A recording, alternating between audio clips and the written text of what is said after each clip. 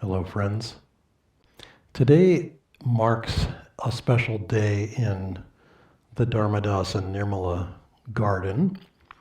We have a garden outside our window, actually just a few feet away from where I'm sitting. And today marks the day that we began harvesting potatoes for the first time in our lives, which is a sort of a silly thing to point up in a video. But I thought to talk about some of the broader implications of gardening, farming, that sort of thing, because it's something that, for one thing, it runs in our blood. I at least on both sides of my family, come from agricultural heritage, ancestry, and Nirmala's father was very much into gardening, and they had a wonderful flower and vegetable fruit gardens in the place that she grew up in. Anyway, we have had this garden. We've had gardens everywhere we've lived, basically, including India, and have just enjoyed that process and the lessons that it brings.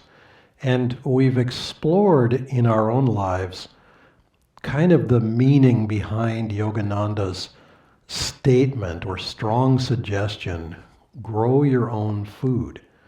And we've done this even in cities, to a lesser extent, obviously. We have to, garden in places the size of an area rug in your living room, perhaps. But nevertheless, you can get a lot of produce from that. But more importantly, there are wonderful blessings from it. And so I thought to just touch on a few of those. Obviously, starting this by saying we started harvesting potatoes today makes us think of how exciting the harvest is. And it's fall here in the northern hemisphere, and which is traditionally considered harvest season. And so, the work that we've done starting in the spring or summer, whenever we planted things, has now come to fruition, literally fruition, meaning it fruited or it produced whatever it was supposed to produce, assuming that we did whatever we were supposed to do to help it along that way. So, of course, there's a sense of the goal being this harvest that produces what will sustain us in a sense. If we were on a farm, this would be the economic driver for and sustainer for our next year, or at least for the next period of months. But that isn't so much why we do this, because obviously we can go to the store and buy a sack of potatoes for a relatively small amount of money. So it's not as if we're trying to maximize free time and turn them into dollars saved or something like that. It's more that there is an energetic connection to the earth, to the process of growing, nurturing, sustaining, and naturally we want to harvest the results of that. But the harvest itself is not the only goal. Yes, it is a meaningful goal. And of course, it's wonderful to eat produce that you've grown. There's no comparison. It has been said, slightly tongue in cheek, but with a little bit of seriousness to it, that there are two things money cannot buy: true love and homegrown tomatoes. And I suppose you can buy homegrown tomatoes from somebody, but there is some truth to, you pick produce and you bring it to your table, sometimes literally within seconds or minutes, and there is a lot of life force in that produce.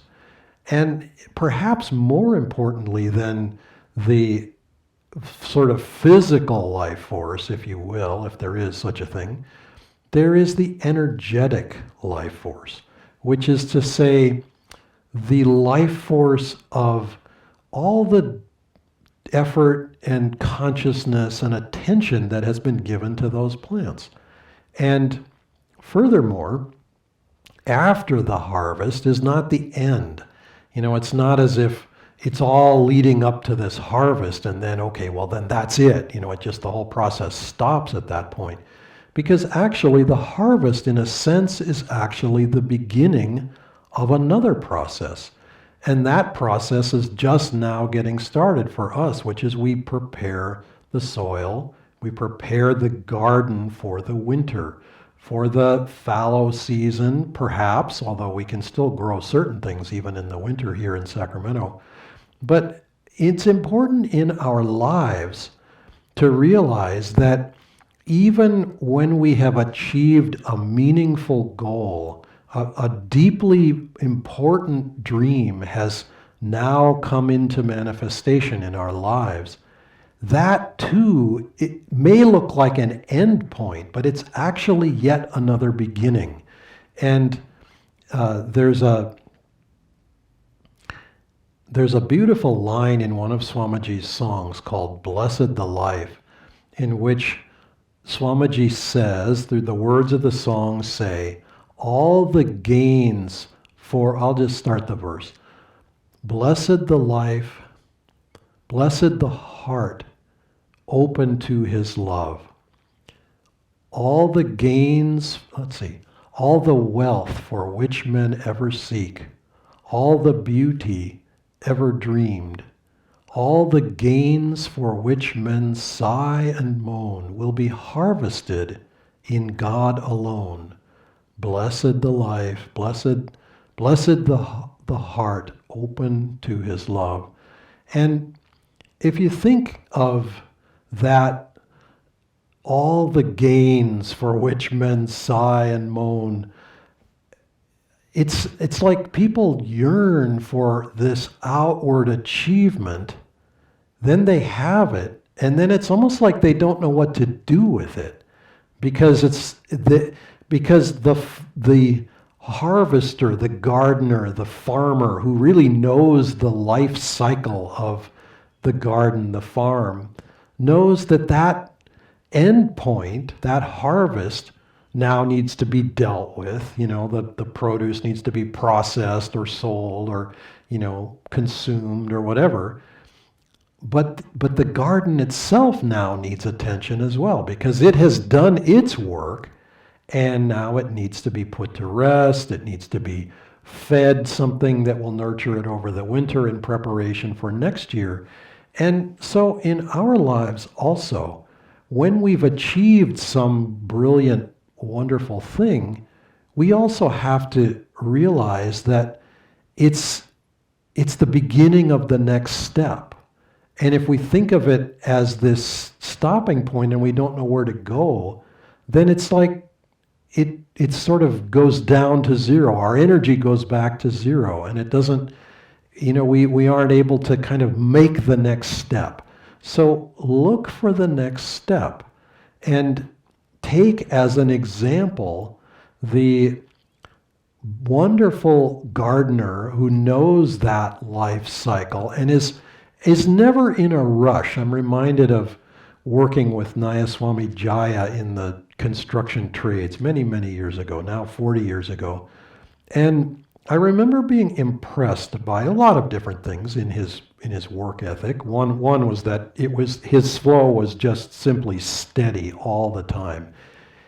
He was never in a hurry. A really good worker is consistent, and they do exactly what's needed to be done in a steady flow. They're never out of breath, they're never panting, they're never sprinting. I mean, unless there's some urgent need to do so, but it's like it's always appropriate. And by the end of the day, a bunch of things have been accomplished. And in the construction trades, you can see that. In the farming or the gardening trade, you plant seeds. It may be days, weeks before the seeds come up, and months may go by before there's any kind of harvest. But so, I mean, those things take a certain amount of faith. But look for that longer rhythm process in life, because it's important that we recognize the stages and the rhythms of life and honor those in our practices, in our meditation practice, for example. We could think of samadhi, or we could think of some high spiritual state or experience of superconsciousness. We could think of that as the harvest, as the goal of our practice. And yes, to a certain degree, that would be true and relevant. But even then, it would represent a beginning point. So, for example, in Autobiography of a Yogi, Yogananda talks about the experience of cosmic consciousness. And he has this unbelievable experience, way beyond the body, one with the cosmos, one with the universe. Afterwards, he comes back to his body, comes back to this world, this lifetime, those circumstances. Sri Yukteswar hands him a broom and says, let's sweep the balcony and then we'll walk by the Ganges. And he's basically saying, it's wonderful that you've had this cosmic experience. Now ground it in this world and use that blessing to serve with. And so think in our own lives. I don't know how many of you have had the experience of cosmic consciousness, but all of us have had some blessing in our lives. Let us learn to use that blessing in the same way that we would use a harvest.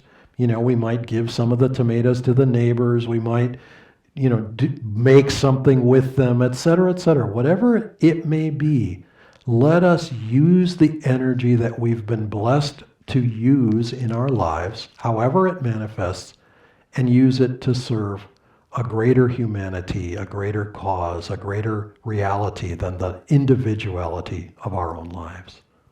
Namaste.